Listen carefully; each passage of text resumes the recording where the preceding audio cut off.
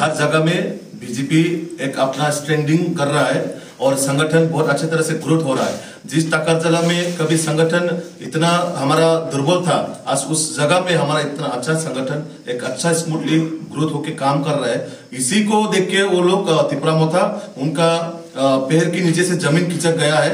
ये उन लोगों को बर्दाश्त नहीं हो रहा है। बीजेपी में मोदी जी का और मानिक शाह जी का डेवलपमेंट को देख के इतना लोग आ रहा है हमारे पार्टी में।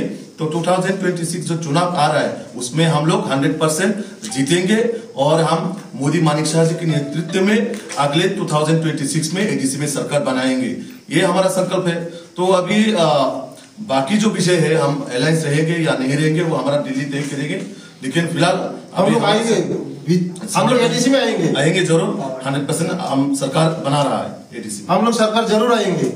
ये टाइम का इंतजार है, हाँ, इसीलिए हम लोग डर गया। जो भी करो कुछ नहीं कर पाएगा, रोक नहीं पाएगा। एडीसी में हम लोग बीजेपी आएंगे ही आएंगे, कोई भी रोक नहीं पाएगा। ये है।